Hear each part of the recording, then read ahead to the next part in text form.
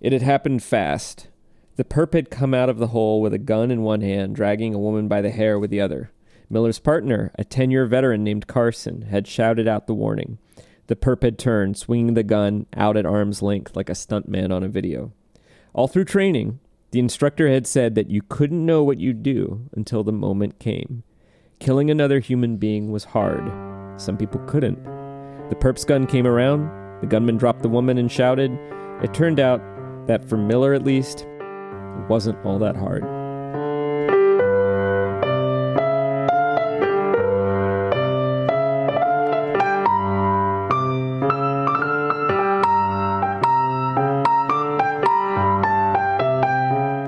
How do you get your drag coefficient measured? You go see somebody, and there's a few different ways to do it. You can spend a lot of money, and you can go to a wind tunnel, where you will get a very accurate drag coefficient in very unrealistic conditions. Because, yes, you can really manipulate the wind in a wind tunnel and find out, a whole bunch of different angles. But, your bike is kind of rolling on a pair of, metal drums, which is, perfectly smooth. And so you don't...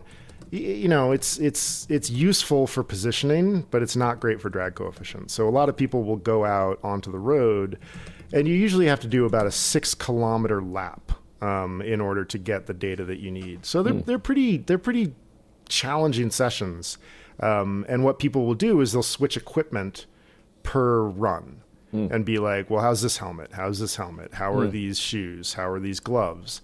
And the idea is to get the lowest, CDA or watts per CDA, the highest watts per CDA that you can get. Yeah.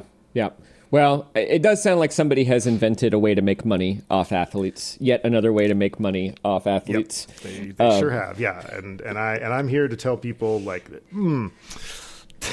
there's a time in your career for that, and most of you are not at it. Athletes, give Chris Bagg your money, and he will save you money. He will tell you who to not give your money to.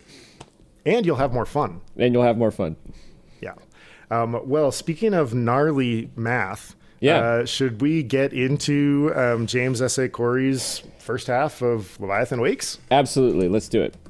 Nice. Right on. Well, as I just kind of, as I just said to y'all, we are reading James S.A. Corey's 2011 novel, Leviathan Wakes. It is the first part in, I don't know at which point it becomes the Expanse series. Eventually a TV show, a very popular TV show gets made of these books called The Expanse, but I don't think the first season comes out until sort of the later teens, 2016, 2017. The series of books in the main storyline is 9 books long. This is book 1. Wow. And it is, James S.A. Corey is a pen name of 2 authors, Ty Frank and, I had this, and Daniel Abraham. Thank you. Daniel Abraham. So Ty Frank and Daniel Abraham are the 2 authors. And you have an interesting little tidbit about one of them, right? Not really. I think I just know that Ty Frank had been a personal assistant to George R.R. Martin, which makes me suspect he's a Chicago person. But I don't know more than that. I have not really looked these guys up, to be honest. Although I imagine there's a Chicago connection there, but I could be completely wrong about that. Well, so let's get into our recap. This is a big book. This is, in my edition that I've got, is just a shade under 600 pages. And but the font size is forgiving, as we might say, and it's a brisk read, so it goes by pretty fast. But we open with a prologue, which is important because for the rest of the book we're going to have alternating narrators. But we meet Julie Mao, who has been taken prisoner on a ship. Her ship has been captured in a sort of piratical situation, and she's been imprisoned in a storage locker after she has attempted to fight some of her captors. She manages to stay hydrated and alive over 9 days. She hears some things happening. She hears one of her crewmates get thrown out of an airlock. And then everything goes quiet, and she eventually kicks her way out of the storage locker where she's been for 9 days and discovers that everyone on the ship is dead. And I will kick it back over to you as we shift into our two main characters for... Dead from something that seems really creepy, too. Yeah. There's like sort of flesh and a brownish fluid everywhere. And so we meet our first main character, Captain Jim Holden. He's the executive officer of the ice hauler Canterbury. They're hauling ice. I don't even really remember where, from one asteroid colony to another asteroid colony, when they get a distress call from the Scopuli. And the stress call, the distress call is, this is the same ship that Julie Mao had been on, but she is not there. They find a transmitter, and we learn very quickly it's a trap. And there's a ship lying in wait to destroy the Canterbury. Jim Holden and a much smaller crew on their I forget, their sort of little runabout survive. And he broadcasts a message saying what's happened, and they found some Martian technology associated with this trap. And he says this in his broadcast, which creates dangerous tensions among Earth and Mars. Essentially, people take it as proof that Mars is attacking the belt. Mm-hmm. So and then, we should really quickly contextualize that we're a few hundred years from our present day. Sure. Mars has been colonized and is attempting to terraform the whole planet. At some point, Mars and Earth's relationship sours so much that Earth declares independence. Mars declares independence from Earth after an almost conflict. And then the belt is basically a huge area of... It's a frontier.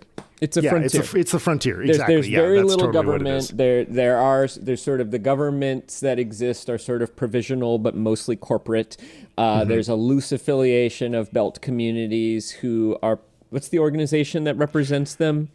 The Outer Planets Alliance, the OPA. The OPA, right. And they sometimes function like the IRA or Hamas.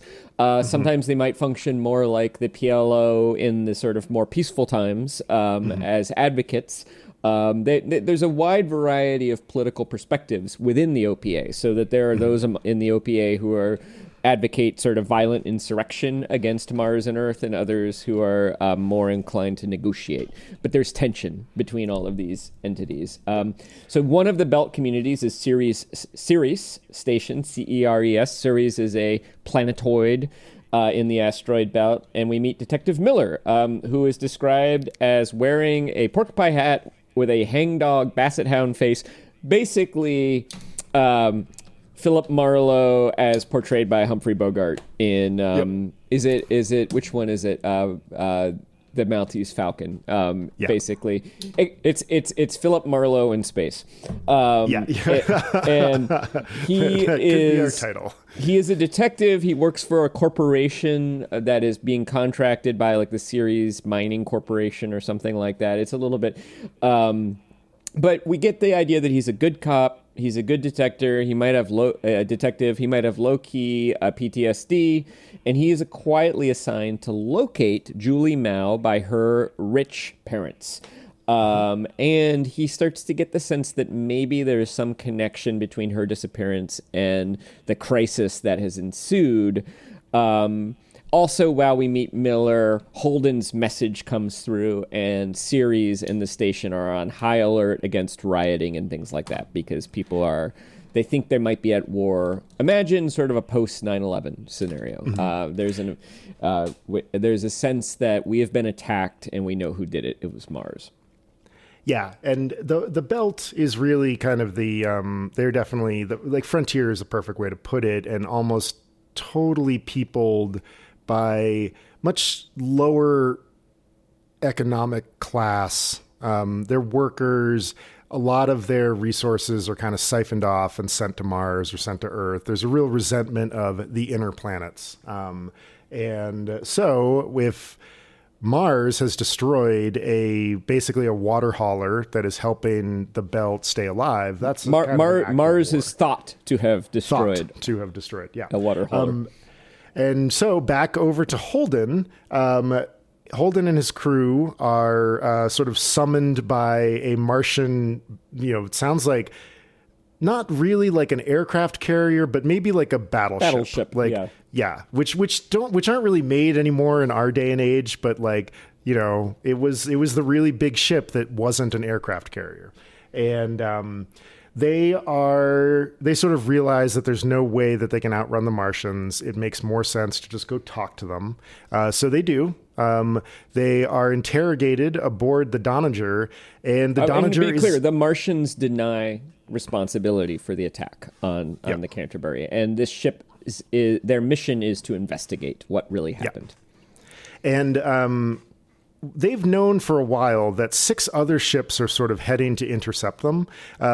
One great feature of these books is that they do really try to stick as closely as they can to realities of what solar system travel might be, where you can really see from a very long way off if ships are headed in your direction. But nobody knows what these 6 ships are that are heading to intercept the Doniger. Nobody's really too worried about it because it's sort of played off as if 6 torpedo boats decided that they were going to go and attack, like a battleship, where you're like, yeah, okay, they might chip the paint, they might cause us some damage, but there's no way that they can really mess with us. They are incorrect. Those 6 ships turn out to be stealth fighters that are able to handle the Doniger, and Holden and his crew are sort of evacuated from the Doniger. Some Marines help them get off the ship. They're sort of ordered to get Holden and his crew off the ship, and a data cube. That is the other thing that is sort of shepherded off of the Doniger as it is destroyed.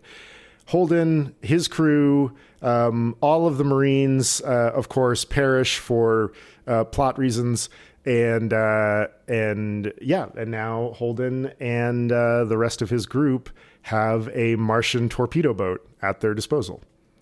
So they head to the OPA. There is a man there, a former Earth general named Fred Johnson, I want to say, who offers them refuge. Fred Johnson has a lot of credibility among the belt. He's sort of like a general who showed up there to put down an insurrection, did that, but afterwards kind of switched sides, and basically is now working to promote well-being for people in the belt.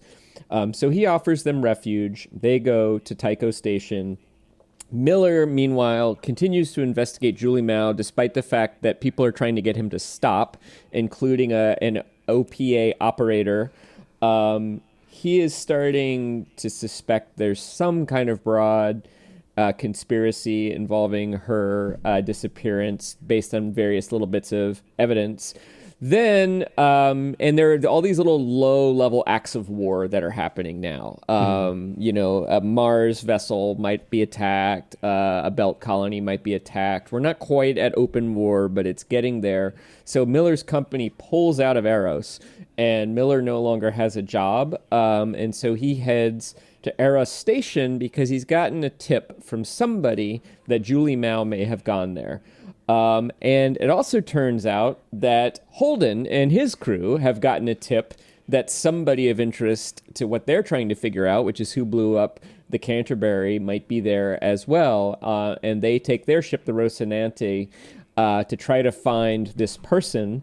They all meet in the lobby of a hotel where they're all attacked by kind of like a, death squad, goon squad. And so Miller, and this is we're like 300 pages in at this point. Miller and Holden finally meet, and Miller sort of helps Holden and his crew survive that attack.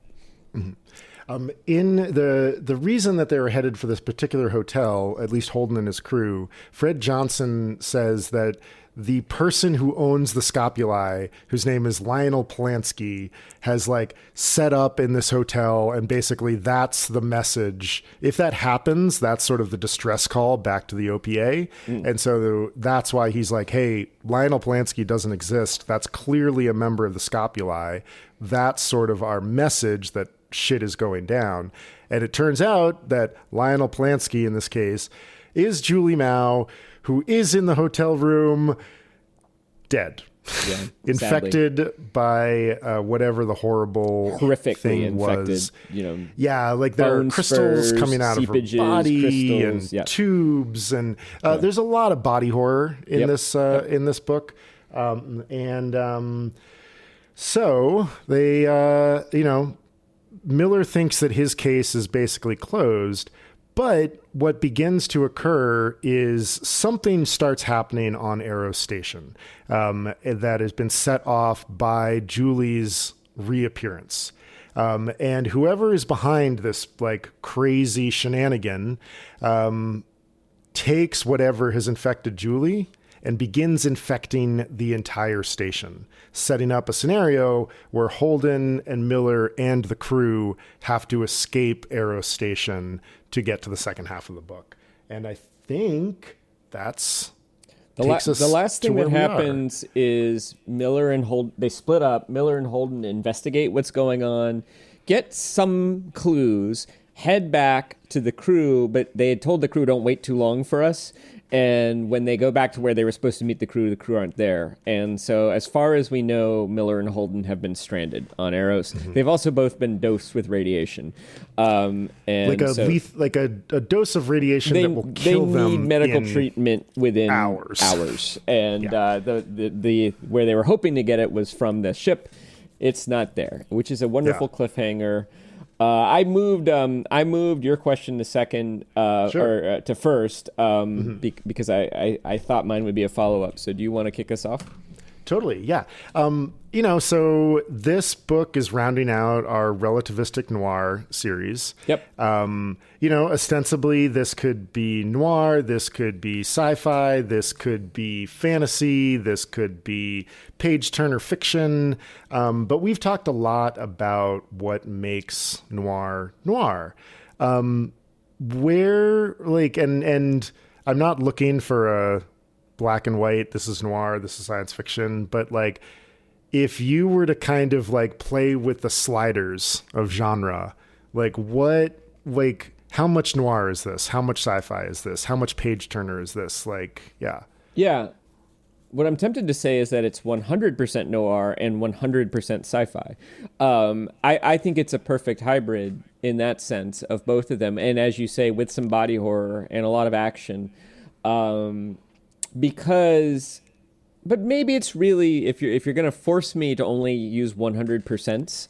No. I want as nuanced an answer as you want to give. Well, I mean, I would say it's equal. It's very, the setting is very much space opera sci-fi. There are missiles and torpedoes and fusion drives and distress calls and operators and slang and shuttles, and we're kind of not quite going fast enough to get relativistic. It's sublight travel, it's solar system sci-fi. It's really a genre that goes back to like the 30s and 40s, like early Isaac Asimov and Robert Heinlein are kind of inventing this scenario that we're operating. It's almost as old as the American Western, like only a few decades older. And I would say that Holden is our character who represents the sci-fi plot, even though they're both operating in this world. But he's the one, who's on the ship. Basically, he's a young man who is taking on the mantle of captain of his small crew before he really feels he's ready to do that under difficult circumstances, terrible circumstances. Most of his friends are dead, and he's trying to figure out who killed them and get revenge. And he's also trying to keep his crew of about 4 safe and happy in a hostile environment. But then Miller is a classic noir detective. And I don't think it's an accident that he is described as looking like Humphrey Bogart's Philip Marlowe. I think that's completely intentional. In fact, I'm surprised they didn't give him a P first name. and I think you and I have overlapping definitions of noir. You tend to talk about the protagonist, the detective, with the forces arrayed against him, and I agree. Mm-hmm. The thing where I've always defined noir is the detective gets in too deep. Totally. And it gets personal. And so Miller's quest to figure out what happened to Julie Mao is very much a noir plot. He gets assigned this case, and then he gets pulled off it, but he's stubborn, and he keeps reporting it.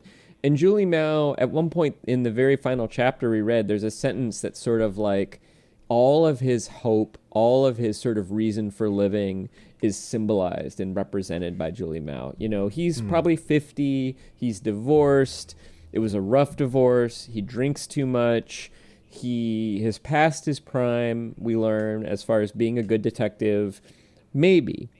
That's a little bit unclear.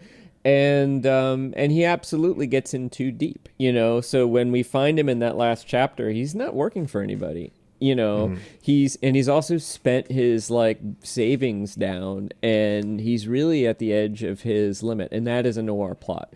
And there is a mystery. So I see those two genres, but there is also, I mean, a mysterious distress call comes to a freighter in deep space, and on it they find a hideous alien threat. Does that sound familiar? That sounds like Alien. That sounds. The book is highly derivative in a way that's perfectly fine, right? Because it's creating something kind of new, but with seasoned ideas, and that's fine. And so I agree. I think it's got really three genres. I think it's space opera with a little bit of that horror sci-fi that we get from Alien. You know, in space, nobody can hear you scream. Combined, which, you know, actually isn't true because you have radios and fake atmospheres and things like. It would only be if you were in vacuum that nobody could hear you scream. And then like your screaming is largely impertinent. Right, at that point, right, and you've got about 3 seconds to do it. But there is this definitive body horror quality to it. The deaths are very gruesome, and I have mixed feelings about that, because there's a part of me that one of the things I really like about this book is there's a lot of violence that you might find thrilling, but the authors do a really good job documenting the horror of that kind of warfare violence. You think about, I don't remember the character's name, but the navigator on the Canterbury, Holden can hear her breathe, her last breaths. Yeah. And they were lovers, and that's this haunting image. The way that Julie Mao's body is described is just gruesome. The medic, the poor sort of weak-link medic who gets his head blown off, and then they're in low grav, and so the blood is hovering above his head like a balloon. There's a lot of that gruesomeness to it, and there's a part of me that feels like, no, they're doing it in a very responsible way because it's all horrific. But I also feel like it's supposed to be a little bit thrilling and fun too. And maybe that's what has me maybe taking it down a peg in terms of its craft. But how do you answer the question? It's an interesting one, because I hadn't really located the two centers of genre with the two characters, and you're totally right. Like that's 100% what's happening, is that Holden's story is the space opera and Miller's is the noir.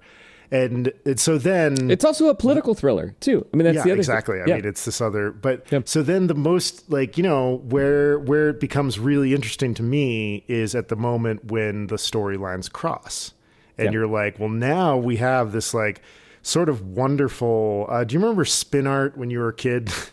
You know, you would like spin a dial and like drop either sand or paint onto it, and due to the spinning sort of canvas, you would make these swirls, but then you could also drag something across the swirls and making these like strange other shapes, which is what I feel like is what begins to happen in the second half of what we read for today, where the noir and the space opera begin to collide.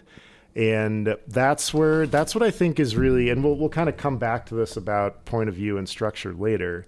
I mean, the reason I picked this book, I think, was that I had a sort of sense of what it is that you were talking about without defining it so clearly. Is that I was like, I've read these books and they really feel noir, but they also really feel like high space adventure. Yeah. And I think I like the way that you are defining it, because I was thinking about it as sort of a zero-sum game. As like, okay, there's like some noir, there's some science fiction, there's some body horror, there's some political stuff, there's some page turner, there's some pulp, that it all adds up to 100. And I think I prefer your reading, which is like, no, it's 100% both. It's like, rather than one bucket that is full to the brim, you're defining it as sort of two buckets that maybe get mixed in the second half, to certain destructive effect. Yeah, I mean, it will be interesting to see where it goes. I mean, I guess yeah, and it is, but yeah, and I go, now that I'm saying that too, it's like Holden's story doesn't really feel like noir. Holden's it is really assuming the mantle, right? It's pulling the sword from the stone.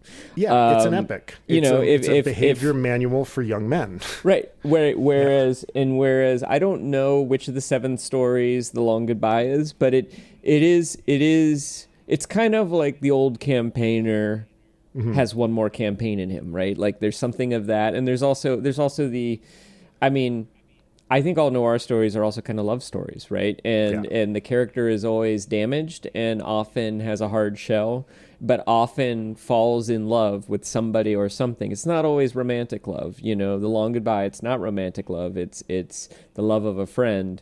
Chinatown, it is romantic love. In some cases, it's I'm going to protect a kid, or I'm gonna try to protect somebody from this rough life, and then that gets you in trouble. And for Miller, it's Julie Mao. So I wonder where that takes Miller. I have a reading I'm about to do right about that, but there is a moment. Yes, I actually have 2 readings. There's a moment where. Miller has one partner, Havelock, who is subject to racism because he's an earther. So he eventually leaves. He and Miller part on good terms. Miller's sort of like his only friend. Then he is replaced by another partner who's a woman, who's a belter. And there's a moment where it dawns on Miller that maybe he was never supposed to find Julie Mao at all. I don't have this reading cue, but he says to his new partner, "What would you do if you had a case you didn't want to get solved?" And she says, "I'd give it to a fish. I'd give it to the washed out, burned out, divorced, alcoholic detective who thinks he's a hotshot and isn't nearly as good as he once was." And she says it not unkindly. Right. She likes him. But at this moment, he figures out that he's the laughing stock of the department. And I guess what I wondered is, do you feel like that moment was well attenuated and foreshadowed up to that point? I don't think it's foreshadowed, but we're going to revert to our traditional roles here. I think that was intentional. Okay. Because I really do. What I really love about that passage, ladies and gentlemen, the defense lawyer approaches.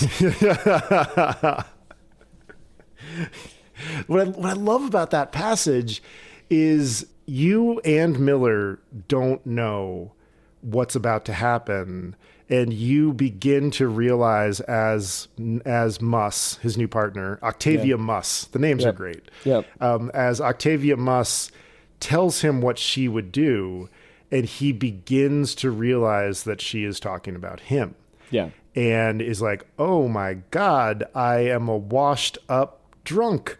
I am being given the shit jobs." And I think that it's really well done that we aren't foreshadowed that yet. And I think it's important because in order for noir to work, we do have to have some strong confidence in our detective. Yeah. Like if Philip Marlowe is Inspector Clouseau, The Long Goodbye does not work.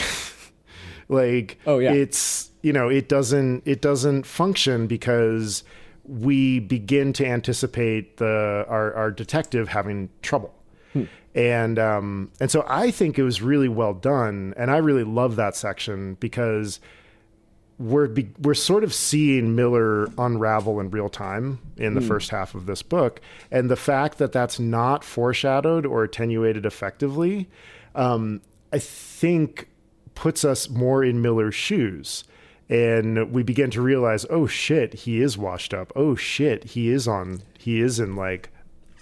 of in Skid Row. Yeah. And then it makes way more sense that he is going to fuck off to Eros to try to chase down Julie Mao and chase down James Holden on what is a very low probability bet.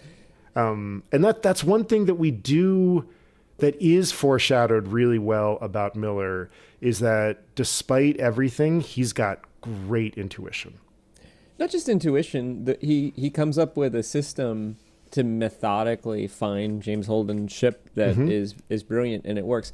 I don't, maybe it's intentional, but I found it herky-jerky because Miller is so insightful most of the time. I mean, he reminds me of Theodore Bourdieu. He reminds me of Marlow. Like, he always seems to be able to figure the angles.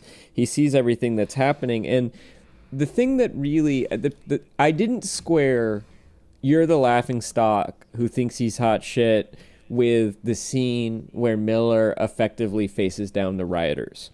When in the moment where he effectively faces down the rioters, basically he gets like 30 of them or 50 to stop. He doesn't kill any. He could have killed more of them. He manages to not kill any. He shoots one guy in the knees, and the rest he just talks out of it. And he does it very confidently and very effectively. And what I saw at that moment was a well-respected senior detective who takes a crisis situation and manages it very adroitly. I can't imagine that guy being the laughingstock of the department, you know? And so maybe if more time had passed, but it's only a couple of months. And also, we do get the sense that he's drinking a little bit too much, but at one point, to buy cover for himself, there's the moment where someone comes into his apartment and he's ashamed of the bottles. And that was like the one clue. But we also know that he's pretending to drink too much in order to convince his bosses that he is not working on the Julie Mao case, which just seems a little bit clever. So I found it jerky. And then also when he very cleverly figures out how to find James Holden, again, that to me wasn't the act of a wash-up detective. And so I don't know. I felt like I didn't quite find the focus there. And I do hear what you're saying, that if it would be pretty brilliant to have it come out of nowhere, but I feel like when things come out of nowhere in a book, they should come out of nowhere, but then they should also make sense. You should suddenly see the pattern that you had only subconsciously saw before. And I don't know. I didn't feel like I saw that, but I do want to do a reading. This probably relates more to your first question than my follow-up question. This is towards the end, chapter 28. Miller has just killed 3 of these goons pretending to be security officers. Now, what they're doing is horrific. And if anybody needs killing, it's these people. They're herding up civilians and basically poisoning them. And he is telling this. He's remembering the first time he killed somebody as a cop. And it was this moment where a man was dragging a woman by the hair and then pulled a gun on him. It had happened fast. The perp had come out of the hole with a gun in one hand, dragging a woman by the hair with the other. Miller's partner, a 10-year veteran named Carson, had shouted out the warning. The perp had turned, swinging the gun out at arm's length like a stuntman on a video. All through training, the instructor had said that you couldn't know what you'd do until the moment came. Killing another human being was hard. Some people couldn't. The perp's gun came around. The gunman dropped the woman and shouted. It turned out that, for Miller at least, it wasn't all that hard. Afterward, he'd been through mandatory counseling. He'd cried. He'd suffered the nightmares and shakes and all the things that cops suffered quietly and didn't talk about. But even then, it seemed to be happening to him at a distance, like he'd gotten too drunk and was watching himself throw up. It was just a physical reaction. It would pass. The important thing was he knew the answer to the question. Yes, if he needed to, he could take a life. It wasn't until now, walking through the corridor of Eros, that he'd taken joy in it. First of all, great passage, I think. Great passage. I love Holden Miller's passages because they're usually, the sentences are shorter, punchier, a little more declarative. And there's a section in what you just read where I think it's maybe 4 or 5 sentences in a row that are couldn't be more than 8 or 10 words long. You know, just real. Yeah. And like, that's not something that you would do lightly. Yep. Like, you know, 5 to 6 sentences in a row with roughly the same sentence structure, like, can really come across as stringy, repetitive. But I think that's the point here, right? Because we're talking about a moment that he's probably replayed over and over in his head in little flashes and little snippets of memory. Great passage. Really well done. And also, when have we recently read a passage where a detective finds himself enjoying the killing in a way that horrifies him? Mm-hmm. Yeah, I mean, Red Harvest, right? Blood Simple. It's straight. It's the Blood Simple version, which I think is fine, right? Like, I think it's perfectly fine to lift that idea, you know, from a 70-year-old book and drop it into this book, and it fits too. And also because, I mean, Miller has nothing at this point. Like, he has no job. Yeah. He has sort of been chased from his job that he was at one point good at, but is no longer good at. The divorce was rough. He's drinking too much. He's running out of money. And the person that he came to Arrows to find is dead. The edge. Yeah, which is in a really terrible way, in a very unsettling way.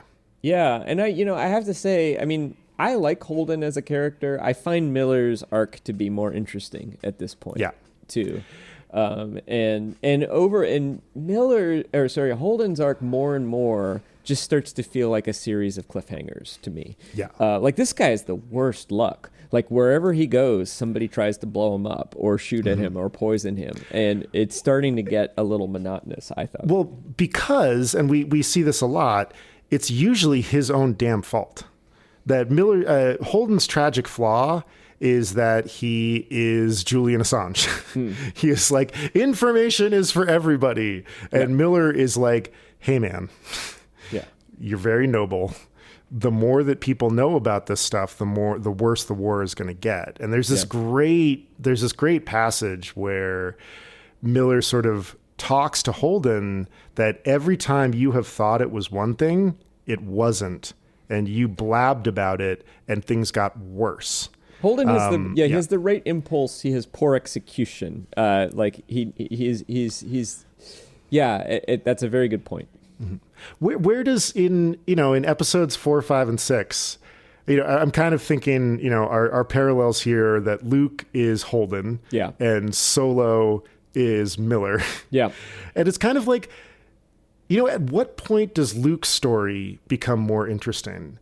And it's not until, I don't know. Yeah. What's your answer to that? I have an answer, but where do you feel like Luke's story truly begins to become more interesting? It's the third movie. But I also think it's interesting in the first movie, too. It's pulling the sword out of the stone, answering the call to adventure. And that is, I do think the great thing about Holden is that we've seen him change from, when he goes... He's gotten this kind of hard-nosed trust but verify. When they go ashore on Eros, they're all armed and they go in their pressure suits. They trust Fred Johnson, but they're ready for trouble. And basically, there's this moment where Holden's like, "I'm never going to be caught with my pants down. I'm never going to be in a situation where somebody can kill me and my friends again, without a fight."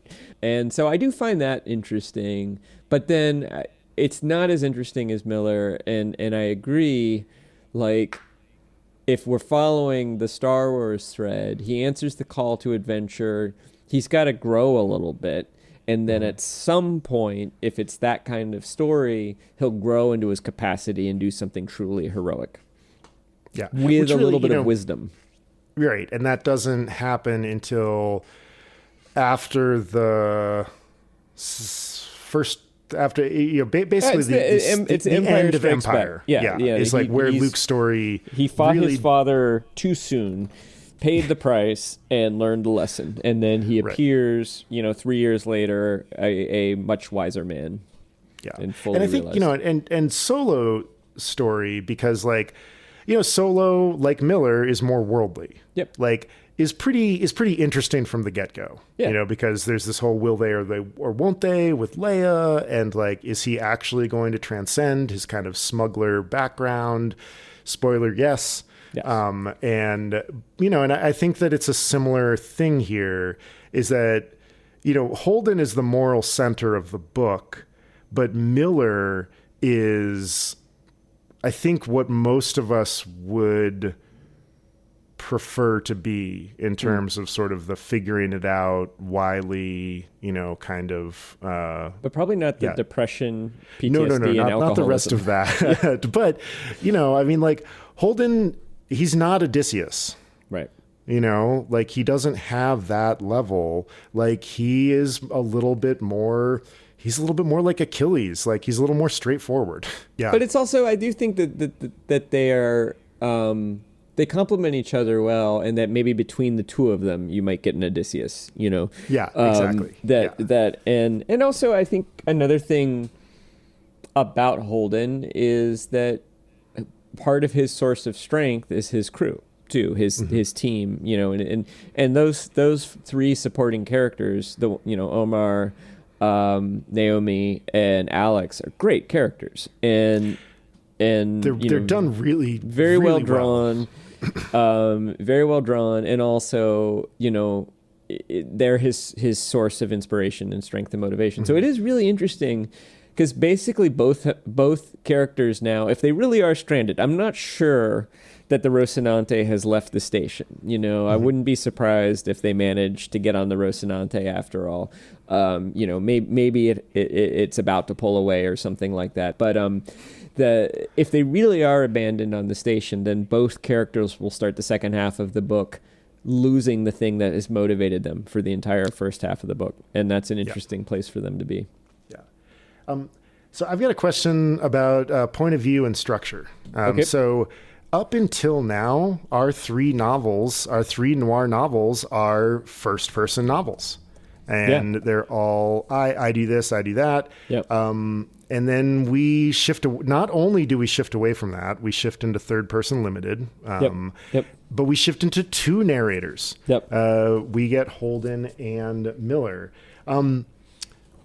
What does this change in, if we are still in noir, and I think we are, I think we've kind of established that, but what does the change in structure and point of view get us?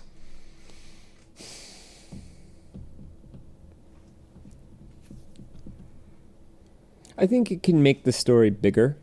There's something claustrophobic about the first person, and you have to see the world through Theodore. You have to see the world through Marlow's perspective. Having two characters, suddenly we see this convergence of things. And I think, apart from the character study, what I find the most interesting thing about this story is, and this is I think is very well done, is this sense that some force out there is trying to provoke war between Mars and the Belt for reasons we don't know.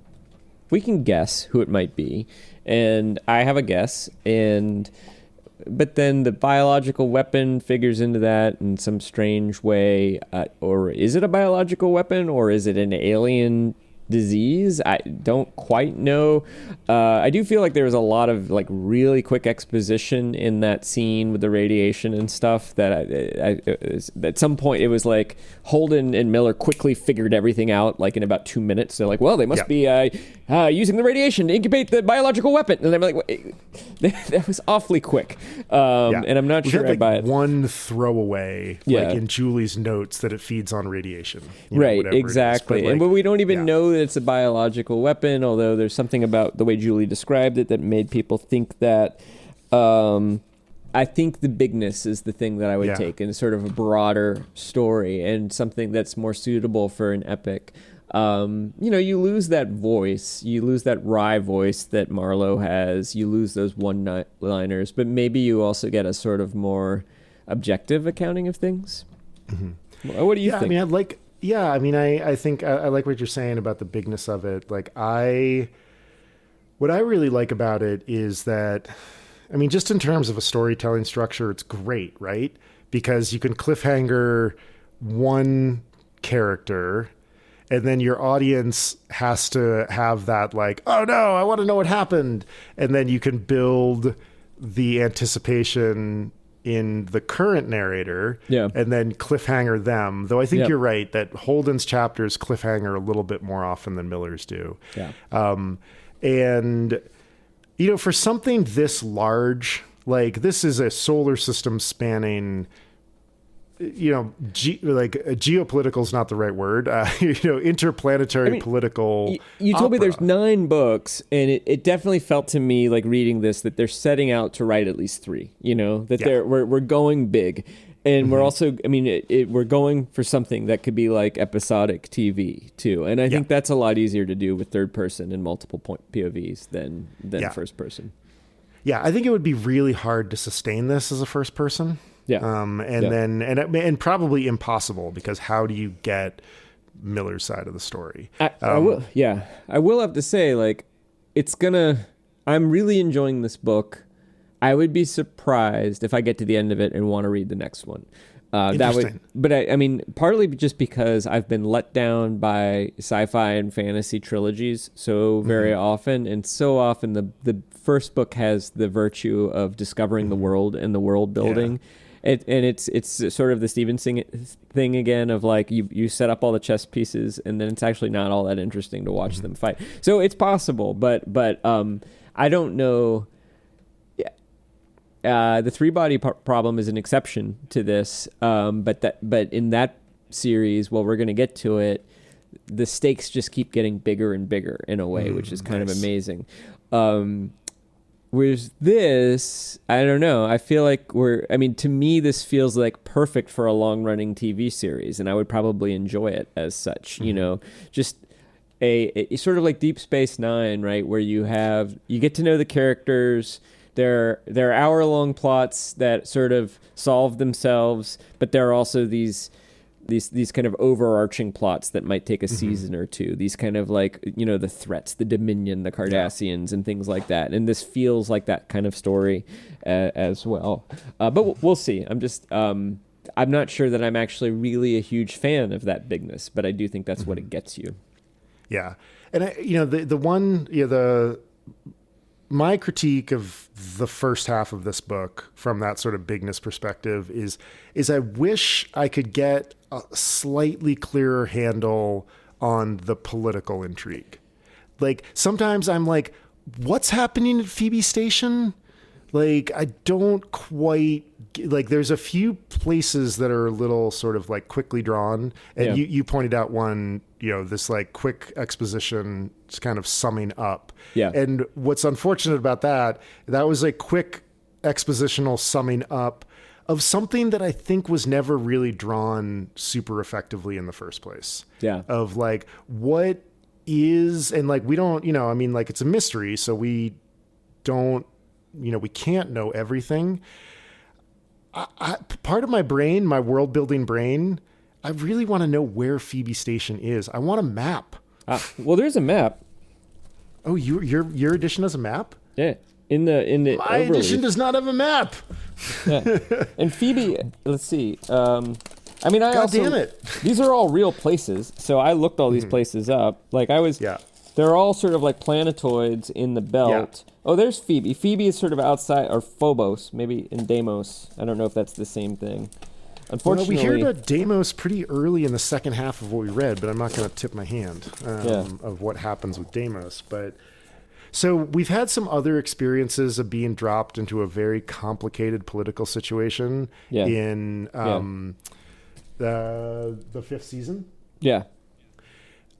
N.K. Jemisin does a better job of making us comfortable in that world. I think these guys do a pretty darn good job, but that's the aspect that I just want a little more clarity around. I don't. Yeah, I don't necessarily. Maybe for me, it doesn't manifest as clarity. I prefer the intrigue to the action, and I would kind of rather spend more time with the intrigue than the action. And I find the exposition to be a little bit clumsy and fast, and there's just a lot of ships blowing up and people getting shot at and death squads and then, to the point where it does start to feel like you're in Star Wars, right? Like, I mean, how often does a blaster go off in the Star Wars movies? It's like every half hour or so, I mean, the biggest lull in the first one is like, okay, the droids get off, and then pretty soon they're at the bar and the guy's getting his hand chopped off, And life isn't like that, right? Like even with soldiers, life isn't like that. Maybe it's like that in Gaza right now. Maybe it's like that on the Ukrainian front right now. But that, that we have Holden just sort of gallivanting across. And I mean, he stumbles. You said that it's his fault, but like the Martian thing, he gets picked up by the Martian battleship. You'd really expect that to be the last thing. Either he's going to get jailed or nothing else is going to happen. Or spaced.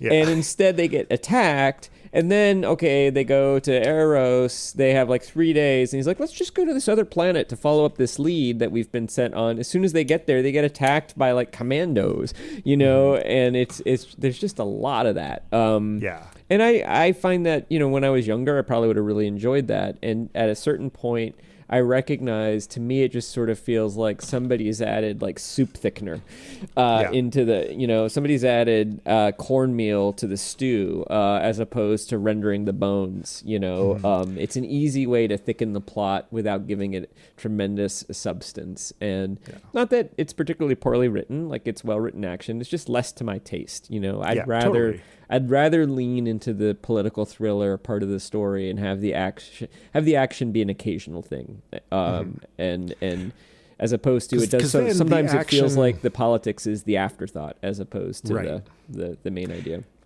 Yeah, I think I definitely agree with you, and it makes me want to read more John Scalzi, because every time that you've brought up John Scalzi, the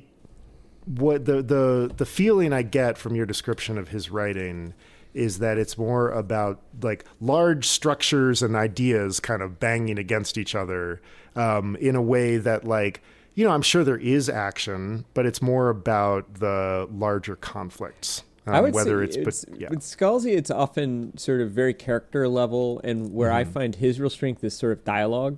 It can get like his Old Man's Wars series sort of feels a little bit like this too. It is sort of Space Marines and things like that. Although there are a couple really masterful ones, I think, too. But yeah, I mean, I would even say that I kind of find Stevenson has a lot of action, but I feel like the ideas and the intrigue lead, and this just feels a little pulpy to me. I do have a reading I really like. Give it to me. This is very short, and this is also kind of similar. This is just a moment I really, really liked. So Muss, the new partner, and Miller are investigating this poor guy, a Martian guy, who's been nailed to the wall with a single charge prospector's spike. And I guess I'll read a long version of this. It always surprised Miller how peaceful dead people looked. However god-awful the circumstances, the slack calm that came at the end looked like sleep. It made him wonder if, when his turn came, he'd actually feel that last relaxation. Surveillance cameras, he said. Been out for 3 days, his new partner said. Kids busted 'em. Octavia Muss was originally from Crimes Against Persons, back before Star Helix split violence up into smaller specialties. From there, she'd been on the rape squad. Then a couple months of Crimes Against Children. If the woman still had a soul, it had been pressed thin enough to see through. Her eyes never registered anything more than mild surprise. We know which kids? Some punks from upstairs, she said, booked, fine, released into the wild. We should round them back up, Miller said. It would be interesting to know whether someone paid them to take out these particular cameras. I'd bet against it. Then whoever did this had to know these cameras were busted. Someone in maintenance? Or a cop? Muss smacked her lips and shrugged. She'd come from 3 generations in the belt. She had family on ships like the one the Scipio had killed. The skin and bone and gristle hanging in front of them were no surprise to her. You dropped a hammer under thrust, it fell to the deck. Your government slaughtered 6 families of ethnic Chinese prospector. Someone pinned you to the Living Rock of Ceres with a 3-foot titanium alloy spike. Same. It's very Chandler, and it's very good. Yeah, it's great. I mean, like that, I want more and that's of that. how we meet that character. That is exactly, yeah. I mean, like Muss, it's such rape a squad, violence against children. Her soul has been pressed so thin you can see through. I mean, that's like something Marlow would mutter. Yeah, exactly. I mean, we're in that same Raymond Chandler-esque, like, you know, the analogies are just sort of like drifting into this just kind of wonderful but very imaginative place. And I wish we got more of Muss. Like, she's great. I don't know if this was in the first half, but did you catch the moment where she doesn't come to work and she leaves a little note for Miller that just says, "I'm on cleanup"? And you're like, oh, she's going to kill the guy that escaped the rape charges. Where she was like, you know, and you're like, oh, that is just such a nice little detail that they drop in there. I do remember that. Yeah, I don't remember when that was, but because Miller's like, we can just pop up there and put a bullet in him, and she says something like, yeah, but then it would be on the board and we would have to investigate it. And then as soon as the Star Helix contract gets pulled, she goes and takes the guy out. Yeah, which is just, she's I think we really get a sense of Belters from Muss. And it's not all good, right? Like there's a familiarity with violence, but you know, I mean, at the same time, she is avenging or finding justice for a horrific crime too. It's not like she's doing it out of cruelty. I mean, these are interesting books because they play, again, another noir theme, which is taking the law into your own hands, you know, and when is it okay to do that? I just had a thought. I wonder if between our 2 writers, Daniel Abraham and Ty Frank, I wonder if one of them always writes the Miller sections I have the answer and one to of them writes the Holden sections. You do? I do have that answer if you want it. Does it relate to your trivia or? It does not. Well, then I do want it. But that is where I discovered it. I don't know which is which, but one of them writes the Miller chapters and one of them writes the Holden chapters. It feels that way. There are some very nice moments. Most of my favorite bits of writing were, in fact, in the Miller chapters. So whichever Daniel or Ty, sorry. But there were also some very nice moments. That moment where Holden hears the breathing of his lover over the radio, like right before the ship blows up, is very well done. And if you're in the writing group and you get the straight man, you know what your job is. Your job is to provide the backdrop. Well, also maybe he's the space opera guy too, right? Like he's the one who's comfortable with, like, you know, torpedoes and afterburners and the tea kettle drive versus the, you know, full burn and the juice that you go into under full acceleration. And what's the name of the fastest reactor? Like the guy you can still see. The Epstein drive. The Epstein drive. And like you can actually see Epstein's ship with a telescope, like heading out to. There's some great line. The longest, most magnificent funeral in human history. Right. And you're like, yeah, that is the show dramatizes his discovery of the Epstein drive in a really wonderful way, in a really sort of heartbreaking, but still very well executed manner. It's a gruesomely sad story. Yeah. Well, do you want to go first? Yeah. Yeah. Okay. Not long after Holden's crew are taken aboard the Donnager, Shed, the medic, is killed when a Gauss round like just blasts through the ship and just takes his head completely off. When they were interviewed about it, the 2 authors gave their reasons for killing off Shed. I'm going to read you 3 reasons, and your job is to pick the one that they articulated. They're like, okay, we killed Shed because of blank. Okay. So option A. They felt that they needed to raise the stakes for Holden's character and drive home the responsibility he feels for his crew. And they figured the best way to do that was to kill one of them before we really got to know all of them. B, the authors thought that other characters might join the crew as the story went along, and they thought that Shed was the easiest character to get rid of since he had less backstory at this point, and he also seemed the most vanilla. They said, like, he kind of seems a little like Holden, and so they were like, we should probably get rid of him there. C, the entire story came from a role-playing game one of the two authors had been running, and the player who played Shed moved away and gave their permission for Shed to be killed, and upon writing the novel, the authors stayed faithful to the plot of their game. God. C is such, like, that would be such great bait.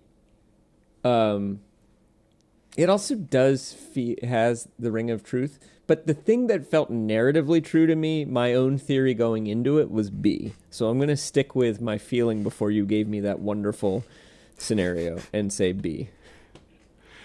It's C. Ah! Damn it. Ty Frank was running a game for Daniel Abraham and a group of their friends, and the guy who was playing Shed moved away. And they were like, killed him. We got to kill kill him. him. Just like when the actor like gets another job on a TV series. Like, totally. And I was just like, wait, what? And then I was like, well, this is how Jesse and I write an Eberron novel. You're never killing Sedge. I don't care. No. I think it's even if I move away, you can write a novel with Sedge, but you don't get to kill him. No, I think the novel is Sedge and Greybeard. I think it's this like wacky buddy story with noirish elements and nightmare horror. Yeah. How would you? That's intriguing. They're great characters. I think they are great characters. Yeah. As is Firth. Well, okay. Here's yours. We had a double ding last time, so we're probably both on a little bit of a hangover. I missed the opportunity for That's What She Said. After you said something like, we haven't had a double ding for years, and the correct response to that was, that's what she said, and I did not say that. And oh well, missed opportunities. Okay, so many of the conventions in this book were established in the golden age of sci-fi. Water haulers, I found reference to in some early stories. Belt miners, belt colonies, planetoid colonies. These go back to the 30s and 40s. So which classic sci-fi writer was the first to describe using the terms spinward and anti-spinward to navigate artificial human habitats that were spun to induce gravity through centrifugal force? Understand the question? Basically, totally. Who coined the terms spinward and anti-spinward in this particular context? Awesome. A, Isaac Asimov. B, Robert A. Heinlein. C, Olaf Stephenson. Or D, Larry Niven. Boy, is this the time? Is this the moment that Niven is the right answer? I don't know Olaf Stevenson, so that I just sort of have to recuse myself from that possibility, which will be which points me in the direction of thinking that that's the right answer. Heinlein is, like, out of those four, he's the hardest science writer. Though again, I don't know Stevenson, but and I could really see Heinlein's kind of like brisk prose. Because it's such a great term, spinward, anti-spinward. It's just wonderful. So I'm going to go with Heinlein. It was D, Larry Niven. Fuck! This was a long con, Jesse. It was an amazing con. And it's like 2 years of red herrings. 2 years of red herrings. He invented those terms in Ringworld. Of course he did, because that makes perfect sense, and it was just too much sense. I kind of misdirected you by referring to the golden age of sci-fi, and Niven is more of a silver age writer. But if you listen to my grammar, I never said that it was a Golden Age writer. I only... Asimov apparently has the first story mentioning water haulers, like water freighters, and Heinlein has the first story mentioning a belt colony. And then Olaf Stephenson also has used, I think, both of those conventions at some point, or wrote stories about I don't know that Astrid writer. Belt. I think I have his name right. I hope I do. Olaf... I might be confusing. Oh, Stapledon. I'm sorry. His name was Olaf Stapledon. Would you have? I still don't know. Would you have guessed Olaf Stapledon? Because if you because I still would have recused myself. But I feel like that asterisk is the long con with the Larry Niven. When I realized that, I was like, oh, should I ask it next time? And should I ask you about the water hauler thing this time to kind of prime you for that era, then throw the misdirect? And I was like, no, he'll see it coming if I do that. I gotta use it now. Jesse, I never see anything coming. It's like the things I see coming are never the important things. It's like I'm looking away from the correct thing, and I'm like, oh, look at that plot over there. Yeah, I won't. I don't disagree. You've been doing really well at trivia lately, though. I know you've been on a tear. I Yeah, would not have guessed that. Yeah, well, there was the double ding, and I think there have been a couple times recently where you got it and I did not, but we had a double buzz tonight, so we're sort of right back in the familiar place. Well, everybody, next time is the second half of this book. It'll be really interesting to see what happens. I think. Here's my prediction.